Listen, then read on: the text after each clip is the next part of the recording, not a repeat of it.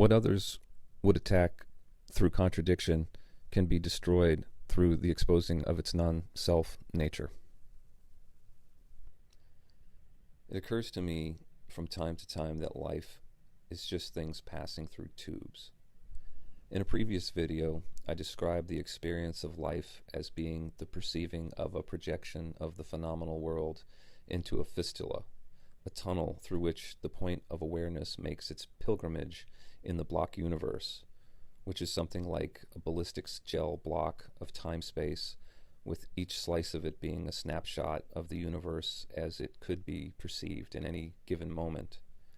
How it's perceived in any particular tunnel, meaning lifetime, will depend upon karma, which is the lens of mind through which the projection of the world is perceived and interpreted by a wholly naive point of awareness, which is you. The mind is like a subtle sleeve lining the walls of the tunnel. A different mind through the same tunnel generates different reactions due to different loyalties, and thus a different vibrational level to the energy body is the result. This is what's pointed to in the assertion that karma is the mind, as it's that which determines the vibrational level of the energy body and thus where it stratifies in the astral. The block universe would be the summation of all moments, and while it is essentially a static wave being projected by divine will onto some multi-dimensional canvas of ether, how it's perceived varies depending on the karma infused into the walls of the particular fistula through which the assemblage point of awareness passes. The walls of the tunnel are perceived as both subtle and gross. They are lined with the physical body, the energy or ethereal body, and the mental body, which is karma. Time is perceived as the assemblage point's movement through the fistula that is this life.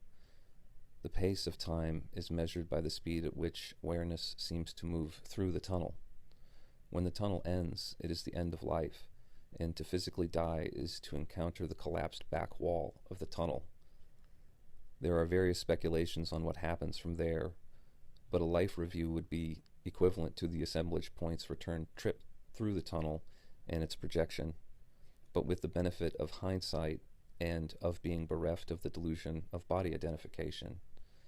In such, there is total empathy, and thus the perceiving of all the pain felt by those whose projections bled into the tunnel of awareness, but were not perceived on the journey in by virtue of the barrier of conditioning to which attention was given in the ignorance that is body identification, and on which was heaped the mantle of self.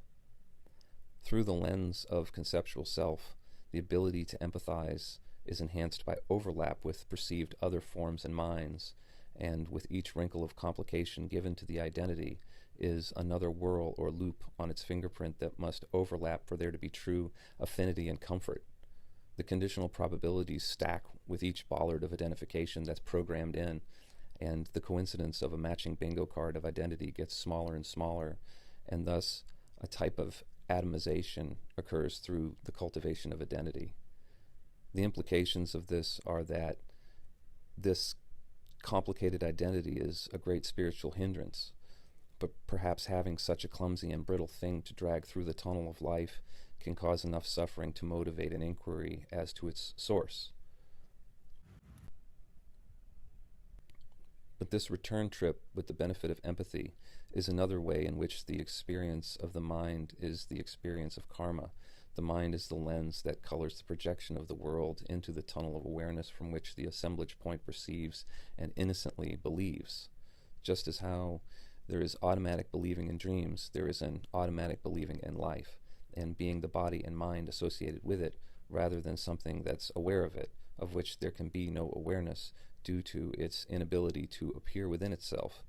And just as the dream is forgotten, we predominantly carry no recollection of a previous life. In a dream, the mind is viewed from an innocent point of awareness, and for this lack of identity's clothing, there's an enjoyment of dreaming, assuming stable content, that makes you want to go back to sleep when you wake up. To rediscover the belief in being the body and mind while dreaming is to be lucid, but to bring the dream's witness into the waking world and thus discover the non-self nature of phenomena, that is awakening. If the point of awareness moves into another tunnel, meaning another life, it is one that is in the same layer of strata within the astral realm.